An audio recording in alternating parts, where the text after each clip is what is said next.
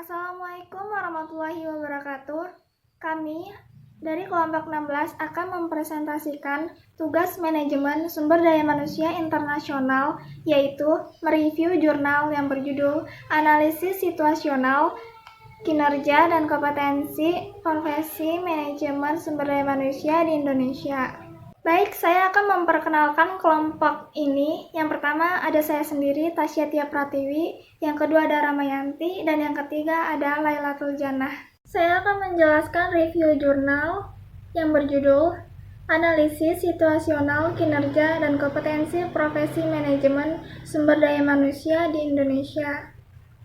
Ada nama jurnal, yaitu Jurnal Manajemen ISSN, volume dan halaman Vol 10 nomor 1 halaman 67-79 tahun 2018.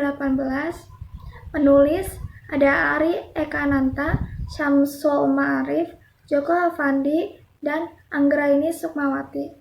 Reviewer Tasya Tia Pratiwi 1861-20-1377, Ramayanti 1861-20-1394, Lailatul Jannah 1861-20-17-19.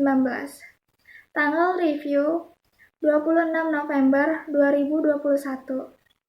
Yang pertama ada abstrak jurnal yang berjudul Analisis Situasional, Kinerja dan Kompetensi Profesi Manajemen Sumber Daya Manusia di Indonesia, membahas tentang peran praktisi MSDM serta penyempurnaan standar kompetensi kerja nasional Indonesia.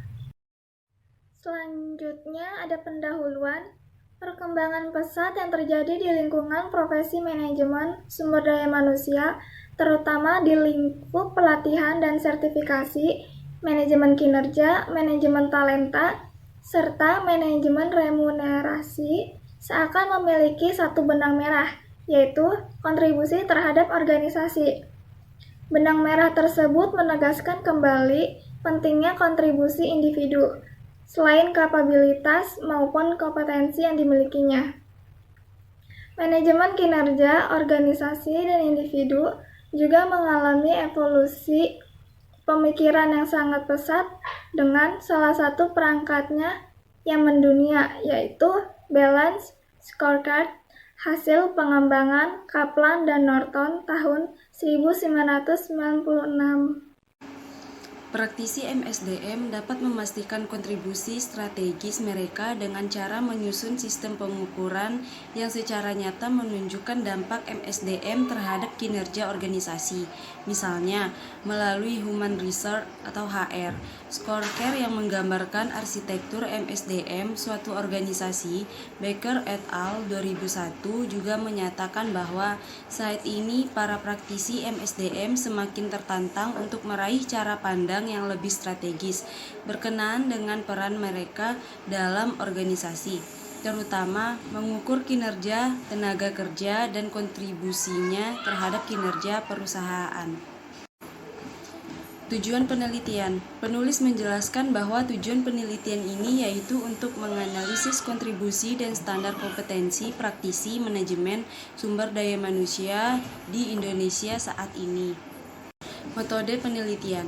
Data yang dikumpulkan dalam penelitian ini meliputi data primer dan data sekunder. Data primer dikumpulkan menggunakan metode survei dengan instrumen pengumpulan berupa kuesioner yang dilakukan di Indonesia, terutama Jabodetabek, kota besar di Pulau Jawa seperti Bandung, Semarang, dan Surabaya, serta kota-kota besar di luar Pulau Jawa seperti Pekanbaru dan Ambon, serta melibatkan praktisi MSDM dan pimpinan organisasi atau perusahaan sebagai pengguna jasa praktisi MSDM. Sedangkan analisis yang digunakan yaitu statistik deskriptif digunakan sebagai alat pendekatan kuantitatif. Berdasarkan hasil penelitian, menjaring 177 responden yang terdiri dari 65% responden laki-laki dan 35% responden perempuan. Dengan posisi atau jabatan saat ini 50% bukan di bidangnya dan 50% di bidangnya, sehingga lebih berperan sebagai pengguna layanan fungsi MSDM di organisasinya.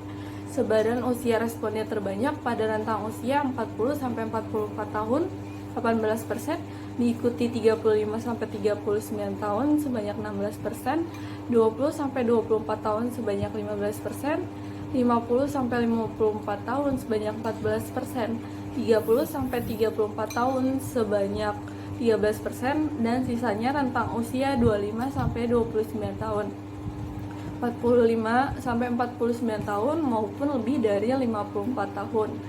Berdasarkan metode Encourt, saat ini bobot peran penyemangat karyawan masih dirasa lebih mendominasi dibanding peran-peran fungsi MSDM lainnya, seperti para ahli administrasi, agen perubahan, dan mitra strategis.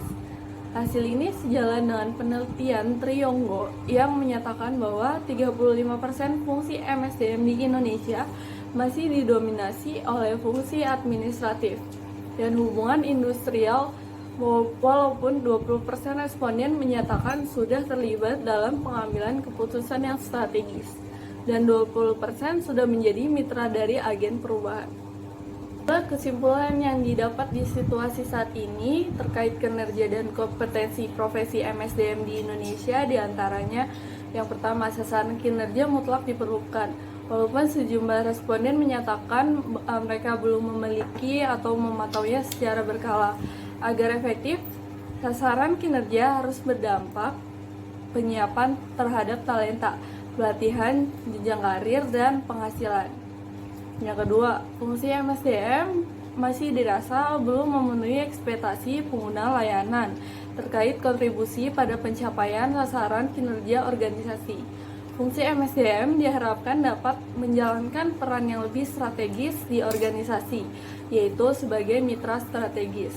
Yang ketiga, responden merasa perlu adanya standar sasaran kinerja dan sertifikasi. Walau kontribusi nyata praktisi sama pentingnya dengan kompetensi.